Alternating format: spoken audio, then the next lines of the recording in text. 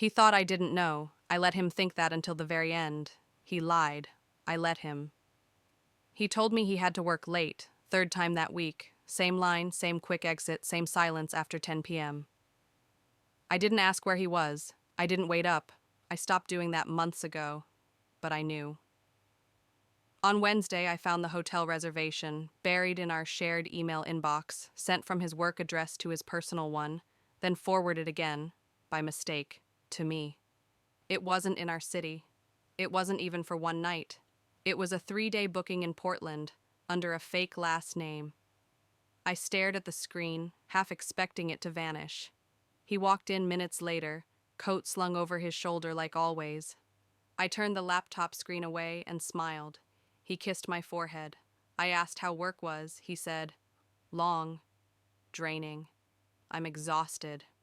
He poured a drink, went to the shower, never once asking why my hands were trembling. That was the moment I realized something cruel. Not only was he lying, he believed I was too stupid, too passive to notice. And maybe I had been, for years. So I made a decision that night. I wasn't going to confront him. Not yet. No drama, no yelling, just silence and eyes wide open. If he thought I was blind, I'd give him darkness. My name is Elise. His wasn't always James. My name is Elise Hart. I'm 33 years old, graphic designer. I've been married to James for 5 years, and I've known him for 8. We met in a bookstore. He offered me a seat in the aisle and made some dumb joke about Hemingway and heartbreak. I laughed. That was all it took. He used to trace circles on my back as I fell asleep. He used to write me notes and leave them in the fridge next to the coffee creamer. He used to care. Now he leaves the fridge open and the lights on. Now he doesn't kiss me goodnight. Now he lies. And worse, he doesn't lie well. I used to think love could survive anything if you just held on hard enough. I thought people like James, complicated, distant, ambitious, just needed extra patience. That was my mistake. I gave him space, and he used it to disappear piece by piece. 2 months ago, I found a second phone. It was hidden in the lining of his gym bag. No lock, no shame, just open messages to a woman named Elle. Can't wait for Portland. Counting down. I didn't scream. I didn't confront him. I took pictures. I emailed them to myself. And then I put the phone back exactly where I found it, because some goodbyes deserve planning. And this time, I wouldn't be the one left behind. Her lipstick was still on his shirt. The first time I saw it, I thought it was wine, a dark smudge just beneath the collar of his white button-down. He never drinks red, so I reached for it without thinking. He jerked away, said something about a pen exploding. I didn't press, but I noted the lie, tucked it beside the others, quietly building my archive of betrayal. The next morning, I saw it again. Same shirt, same stain, except this time I recognized the color. Burgundy. MAC. The shade I used to wear before he said he preferred me natural. The irony bit harder than expected. That weekend I went through his closet while he was out. It wasn't hard. The evidence wanted to be found. Receipts crumpled in blazer pockets, hotel soaps buried in his gym bag, a pair of earrings that weren't mine in the side pouch of his laptop case. It was almost like he wanted to get caught, or believed he never would. The carelessness was insulting. I started photographing everything. I created a hidden folder, named it Receipts. Literally and figuratively. Each click of my phone camera was a small rebellion, a silent scream. Proof for no one but myself, because someday someone might try to rewrite the story, but I'd have the footnotes. One night, I tested him. I wore that same lipstick, burgundy. He didn't notice. Or maybe he did and pretended not to. Maybe we were both pretending, trapped in a performance we had rehearsed too long. The next morning, I washed the shirt myself, scrubbed the stain until my fingers hurt. Not to protect him, but to bury what I knew, deep inside cotton threads, where even I could pretend it wasn't real, but it was. And every lie he wore came back with him, folded in silence. I didn't scream, but I started documenting. The first time I saved a screenshot, my hands shook. A message from Ellie, time-stamped 11:43 p.m., Read, "Last night was everything. I miss you already." James had been home by then, technically. He had climbed into bed, pressed a kiss to my shoulder, and whispered something about a long meeting. I remembered how his breath smelled like mint and lies. I opened a folder on my laptop and called it Quiet Exit. It started with screenshots. Then came receipts, emails, travel confirmations. I downloaded everything, coded file names, hid the folder within another folder. Taxes 2019. He'd never look. Each night he grew bolder. Each night I grew quieter. I stopped asking questions. I stopped offering dinner. The more invisible I became, the more reckless he got, and the more I collected. He didn't see it happening. Or maybe he did and thought I wouldn't do anything with it. One evening, I started journaling, just short lines at first. He's late again. Lipstick on collar. Didn't notice I cut my hair. Nothing poetic, just facts, evidence, not emotion. Emotion was useless now. One night, I sat on the balcony and watched our wedding video. I muted the audio and just watched his eyes. They looked sincere once. I couldn't remember when that version of him left, but I missed her, me, the woman who believed in those eyes. So I wrote her a note. You were real. You were enough. He chose to forget that, but you don't have to. I printed it, folded it, and tucked it between the pages of our wedding album. Because I knew one day I'd leave, and I wanted her to know it wasn't her fault. I let him pack. The weekend, he said he had a conference in Denver. I knew he was lying. I had already seen the Airbnb reservation. Not Denver. Not a conference. A cabin in Hood River with a hot tub and a romantic view of Mount Hood. Hood. The listing was saved in his browser history, carelessly left open like the rest of his life. I let him pack. I watched from the hallway as he folded shirts I bought him, slid his toothbrush into the side pocket of the luggage we picked together on our anniversary trip to Montreal. He hummed. That old habit. He only hummed when he was excited. It made my skin crawl. He said he'd be gone 3 days. I smiled, nodded, asked if he needed a ride to the airport. He declined. Car service will pick me up, he said, zipping the bag shut. I leaned against the doorframe and crossed my arms. Big presentation? I asked. Yeah, he replied. Nervous about it, actually. I almost laughed. He thought I still believed him, that I had morphed into the quiet, gullible version of myself he sculpted over the years. Instead, I tilted my head and said, You'll do great. You're good at pretending. He didn't even blink, just kissed my cheek, said he loved me, and walked out the door. I stood there for a while, listening to the silence he left behind. It sounded familiar now. When his Uber pulled away, I sat down at the kitchen table and opened my laptop.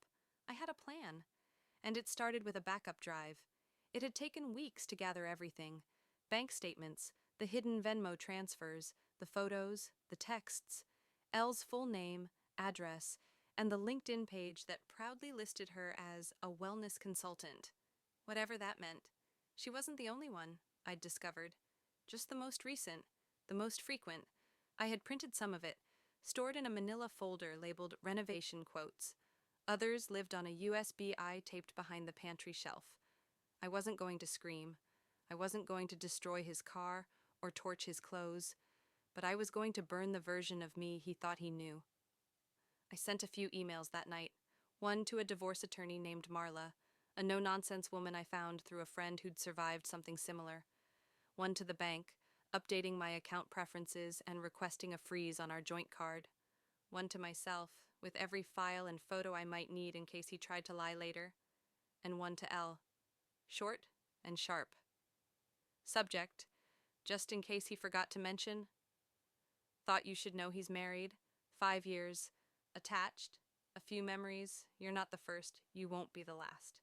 I didn't expect a response, but it wasn't about that. This wasn't revenge, it was reclamation.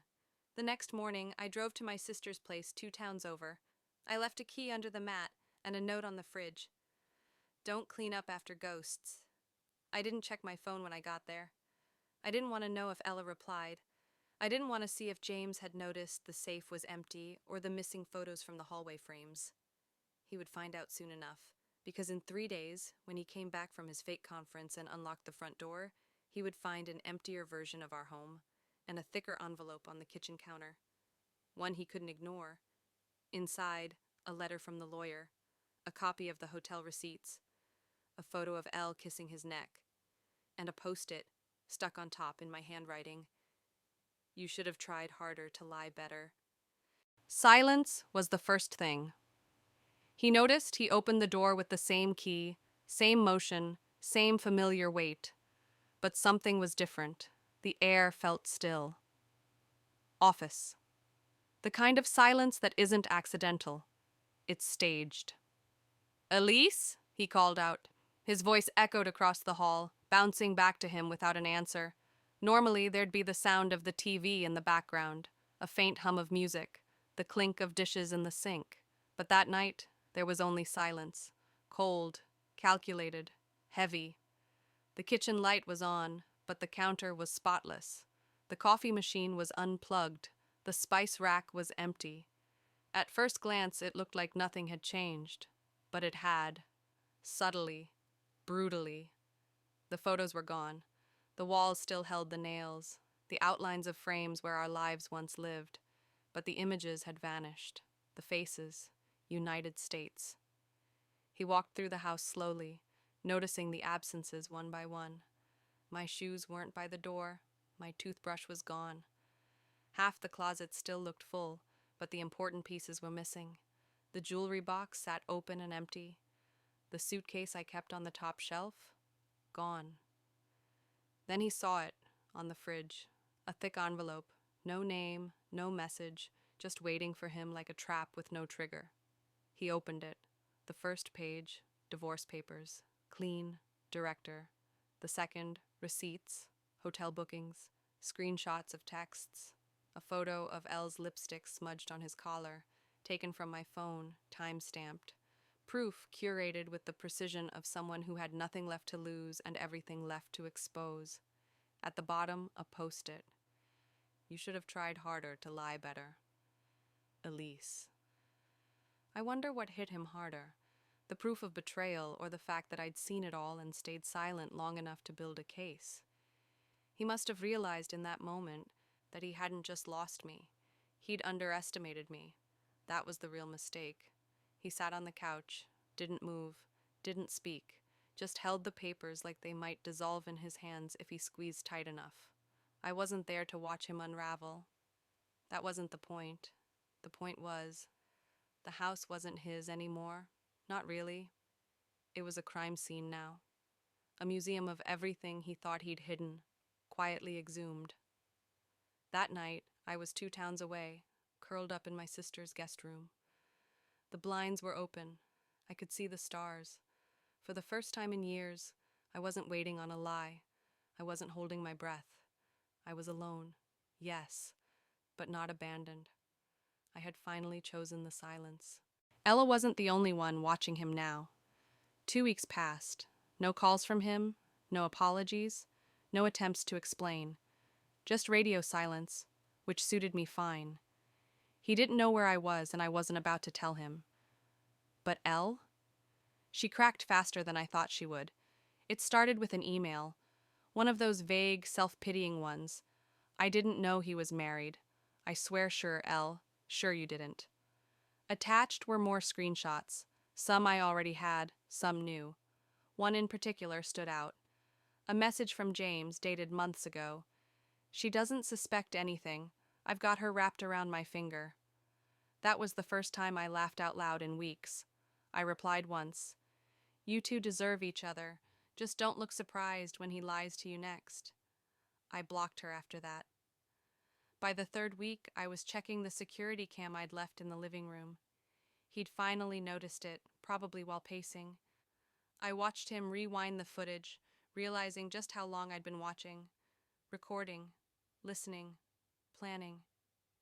He tried to reset it. Too late. Everything had already been backed up. Archived. The digital receipts of a crumbling man pretending to be a husband. I still hadn't told him where I was, and I wouldn't. Not until I decided the final move, because endings, like betrayals, deserve choreography, and he had no idea the finale had already begun. He left clues, I left traps.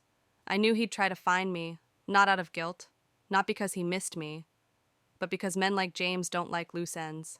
And to him, that's what I had become. Something untidy, unpredictable, uncontrolled. So I gave him a trail to follow. A single credit card left active, used just once. A coffee shop in Astoria. A forgotten scarf dropped at my sister's old apartment building. An email left unsent in our shared drafts folder. I just need some space. Please don't look for me. He took the bait.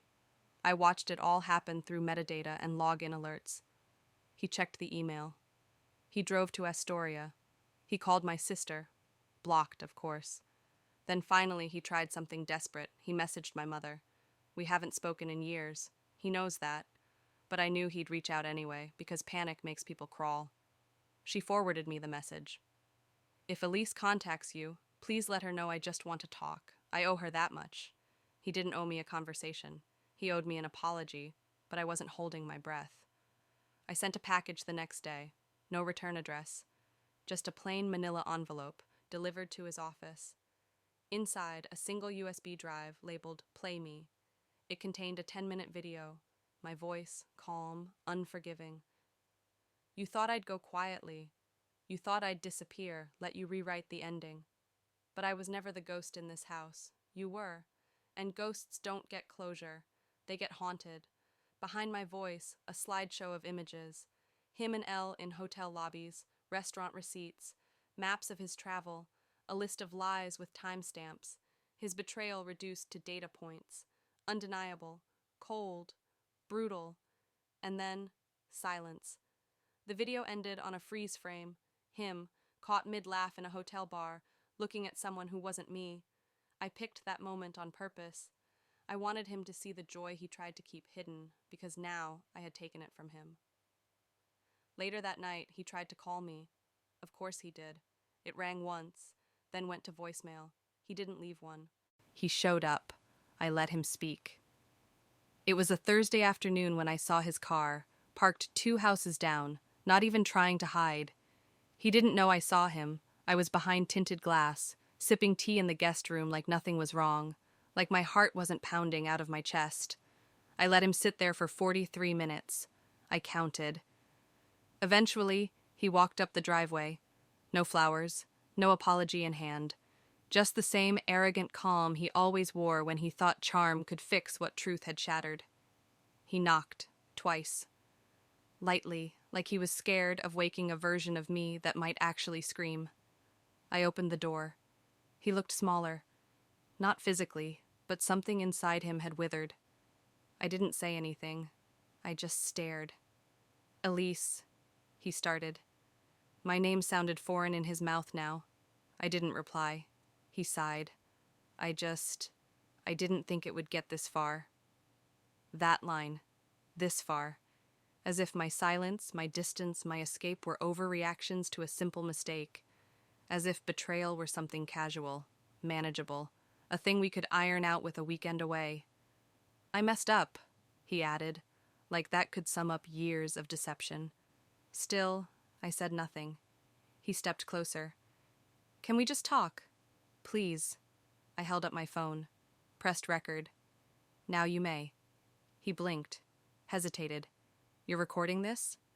Yes, I said, because I've spent years listening to you lie. Now I want proof that you know the truth. He faltered. Elle meant nothing.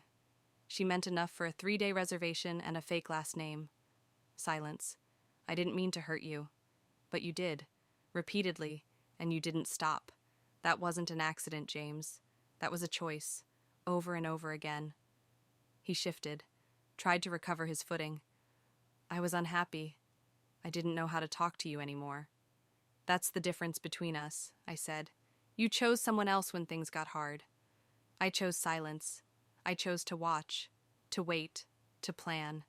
His eyes flicked to the camera lens. Are you doing this to ruin me? No, I said calmly. You did that yourself. I'm just making sure the credits roll. He left without another word. I let the door close behind him like punctuation. Not a question, not a plea, a period. Because the story he thought he controlled was never really his. He just didn't know it yet. He thought the damage was contained. I was just getting started. 3 days passed after he showed up. No more calls, no texts, not even a follow-up email.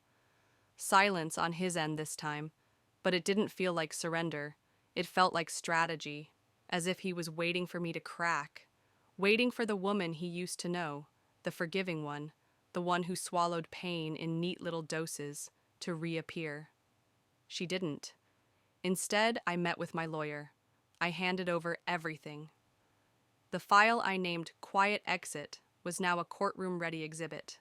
Photos, statements, timelines, even the footage from the living room camera, every second of him pacing, rehearsing lies, whispering to Elle like no one was listening. "Do you want to pursue damages?" my lawyer asked. "No," I replied. "I want the truth to be permanent." We filed everything. I didn't warn him. The next week, he was served at work, in front of his new boss. At the firm he'd fought tooth and nail to join. The irony was exquisite. The man who specialized in crisis management, now at the center of his own.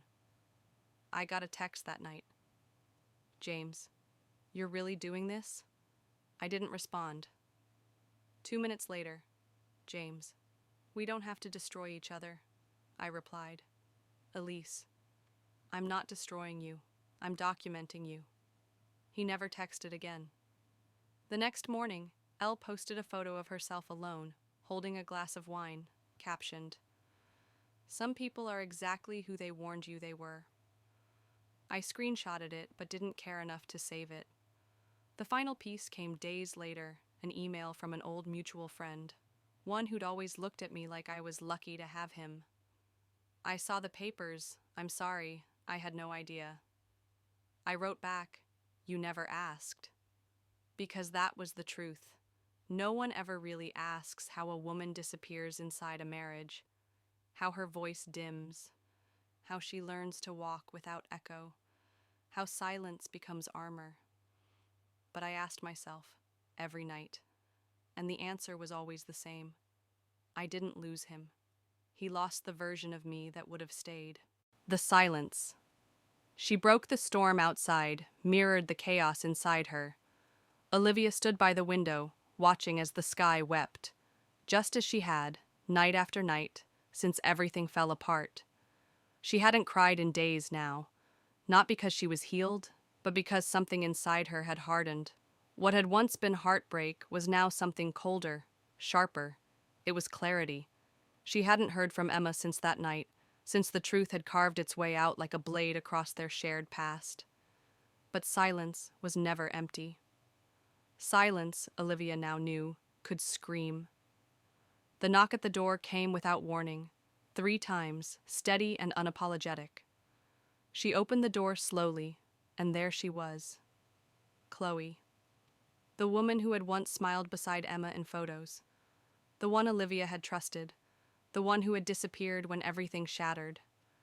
Now Chloe stood there, soaked to the bone, eyes wild not with fear, but with urgency. "I shouldn't be here," Chloe whispered, "but I can't keep this secret anymore." Olivia didn't move. She stared at her, unmoved. "Then don't."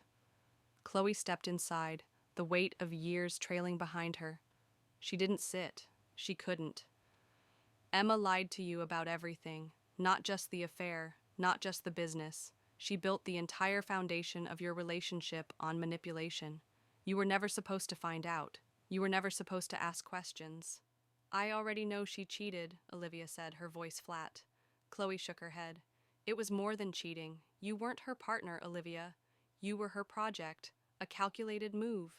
Your father's legal firm? It held records, files, the kind of evidence that could destroy Emma's entire family's name. She got close to you for a reason." Olivia felt the wind knocked out of her.